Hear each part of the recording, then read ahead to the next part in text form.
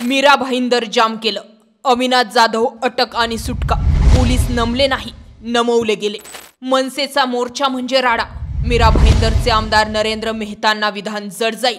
मनसेचा pattern set. नशीब राज ठाकरे रस्त्यावर आले नाही, नाहीतर पासे उलटे पडले असते. शिंदे हाताने वाट्याला जातात. ठाकरे आता सळो की पळो करतील. नेमकं घडलंय का? सकाळपासूनच अविनाश जाधव यांच्या अटकेची बातमी प्रचंड व्हायरल झाली. अविनाश जाधव यांच्या नेतृत्वाखाली मीरा भाईंदरमध्ये निघणारा मोर्चा म्हणजे राडा होईल असा अंदाज पोलिसांनी बांधला आणि अविनाश जाधव यांना रात्रीतून अटक झाली. हिंदी भाषिकांनी काढलेल्या मोर्चाला प्रत्युत्तर देण्यासाठी आणि मराठीच्या सन्मानार्थ आज विविध सामाजिक संघटना आणि राजकीय पक्षांकडून मीरा भाईंदर इथे मोर्चाचं आयोजन करण्यात आलं होतं.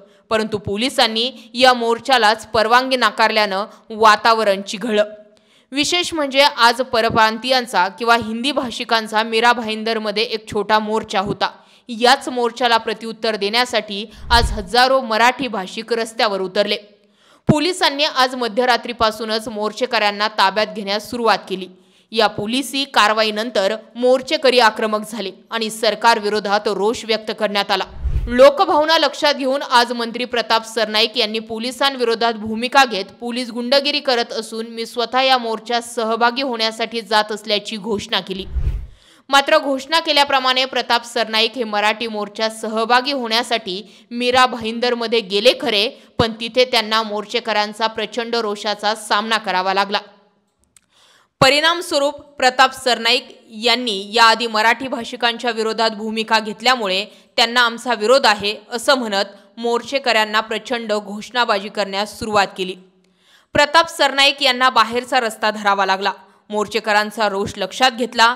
50 खोके एकदम ओके अशा घोषणा दिल्या गेल्या. शिवाय जय गुजरात असं सुद्धा प्रताप सरनाईक आल्यानंतर म्हटलं गेलं.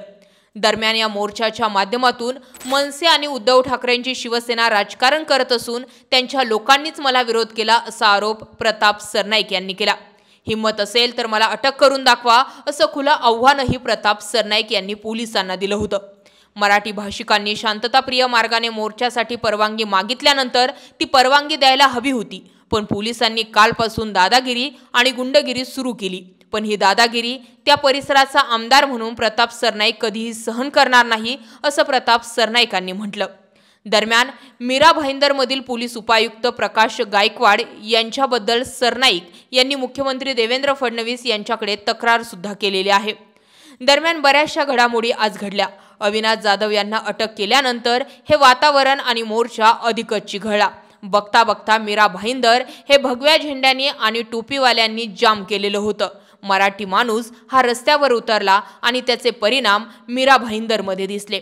दरम्यान प्रताप सरनाईक यांना सुद्धा या रोषाचा सामना करावा लागला. मात्र प्रताप सरनाईक तिथे गेलेच का असा प्रश्न तयार झाला होता.